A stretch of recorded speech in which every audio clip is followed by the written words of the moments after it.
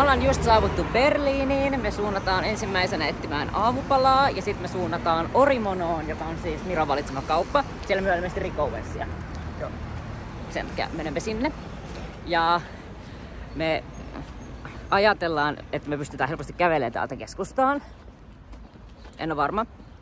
Mutta lähdetään kokeilemaan.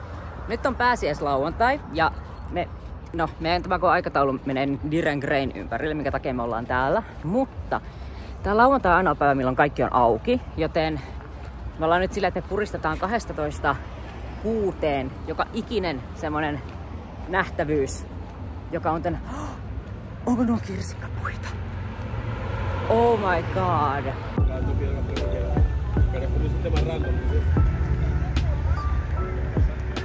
Tuo äijä näyttää ihan meidän kaverille Joonalle. Ihan identtinen. Me pysähdyttiinkin matkalla käymään Neo Tokiossa. Siis Neo Tokio oli aikanaan ensimmäisiä ja ainoita niin kuin länsimaalaisia, niin kuin Euroopassa olevia brändejä, jotka myi Sexpot Revengea. Enää he ei mun mielestä myy, mutta käydään tsekkaan. Niin kuin mä ajattelinkin, niin Neo Tokiossa ei myyty enää Sexpot Revengea, mutta siellä oli ihan tajuttoman iso manga-kokoelma. Muun muassa mä löysin sieltä Fruits Basketia. Sitten siellä oli erilaisia K-pop-levyjä, taidekirjoja ja ihanana yksityiskohtana oli, että siellä soi Diren Grey. Neo Tokio oli yllättävän hyvää. Niin kuin mä muistan silloin joskus 10 vuotta sitten ne myi Sexpot Revengea ja jos sitä halusi Suomeen, sitä piti tilata sieltä. Niin, mutta enää niillä ei ollut, mutta siellä söi Diren Grey, mikä oli ihana.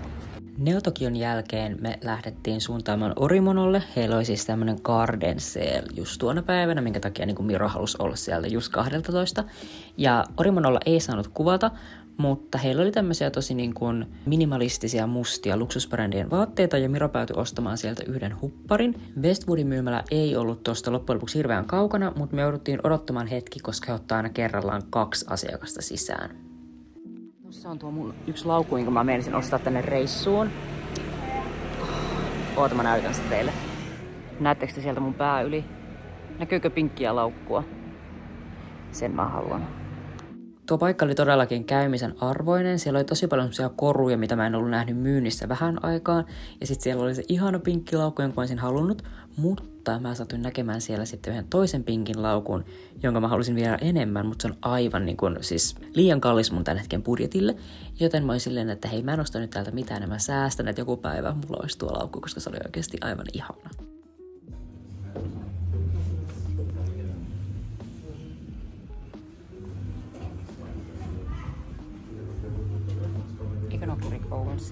Seuraavaksi me suunnattiin käymään läpi vintage-kauppoja ja ylipäätään vaatekauppoja. Ja mä mainitsinkin tuossa videon alussa, että nyt oli pääsiäislauantai, eli ainoa päivä, kun meidän reissun aikana mikään tämmönen kauppa tulee olemaan auki. Joten me yritettiin hirveän lyhyessä ajassa käydä läpi niin monta paikkaa kuin mahdollista. Ja mun omaksi suosikiksi nousi tämmönen kauppa kuin Home Full of Clothes, joka siis myi vintage-vaatteita, mutta myös semmoisilta tämmöisiltä niin kuin moderneilta brändeiltä tuotteita, kuten esimerkiksi Namilialta. Täältä mä päädyin ostamaan Diorin vintage-aurinkolasit, jotka mä olin nähnyt heidän Instagramissaan joskus olisiko ollut muutamia viikkoa aiemmin, mutta mä luulen, että ne oli loppuun myyty. Mutta heti kun mä näin nämä suorastaan niin syöksyin niiden luokse, oli se, että mä haluan ostaa nämä. Ja sit mä ostin toiset semmoset niin vaaleanpunaiset lasit tähän niin lisäksi. Shoppailun jälkeen me suunnattiin tämmöiseen ravintolaan kuin Feel So Good, joka oli vegaaninen tämmönen korealainen ravintola.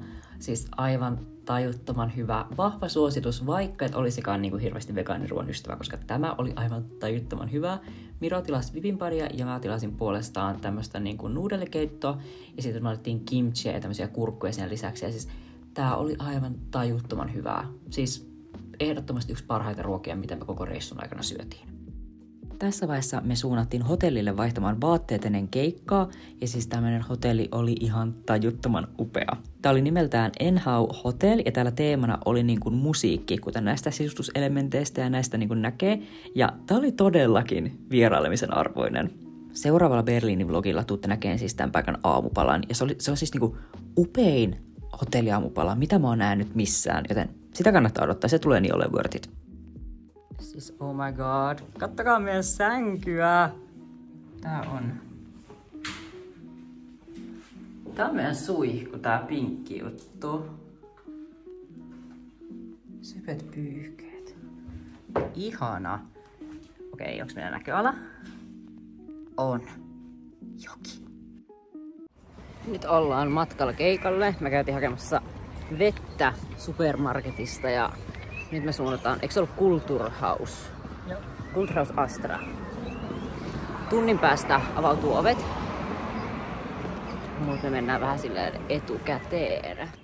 Mua naurattaa, että mä sanoin tossa, että mennään silleen hyvissä ajoin, koska siis suurin osa ihmisistä oli ollut jonottamassa varmaan jo siis aamusta alkaen, koska tuolla oli aivan tajuttoman pitkät jonot.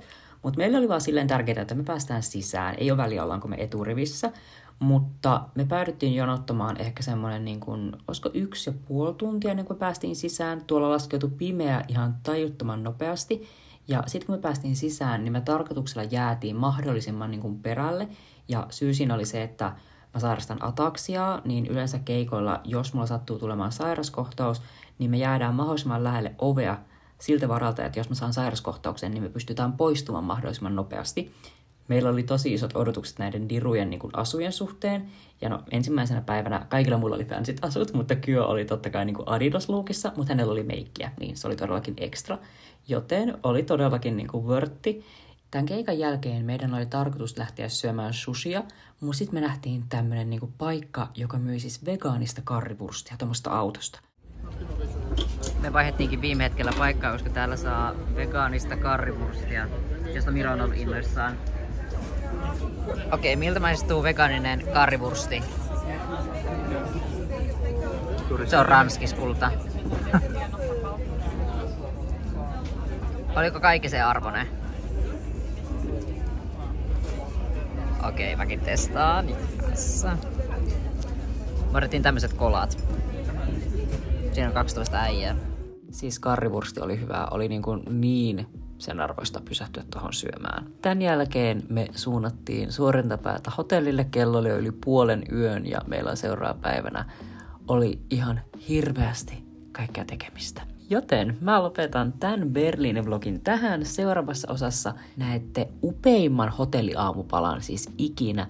Sekä pääsette uudestaan meidän mukaan Direct Grey keikalle. Ja sitten me mennään ottamaan Onismille uusia promokuvia. Ennen kuin klikkaat tämän videon pois, niin nyt olisi menovinkki Tampereelle ensi viikon sunnuntaille. Mä laitan tämän päivämäärän tähän. Eli Tampereelle järjestetään Lolita Muodins tämmönen niin kuin swap-tapahtuma, johon on täysin ilmainen sisäänpääsy. Ja mä ja Miro tullaan olemaan myymässä siellä meidän brändin Onismin tuotteita. Lisäksi meillä on myös rekillinen japanilaisen katumuodin käytettyjä vaatteita. Eli jos satut olen Tampereella, niin tuu ehdottomasti moikkaamaan meitä. Sinne ei tosiaan ole mitään pääsymaksua eikä sen tarkempaa pukukoodia, vaan sinne voi vaan tulla tekemään ihania second hand löytöjä. Toivottavasti me nähdään siellä. Kiitos ylipäätään, että sä katsoit tämän videon. Toivottavasti tykkäsit ja toivottavasti me nähdään myös seuraavan videon parissa. Moi moi!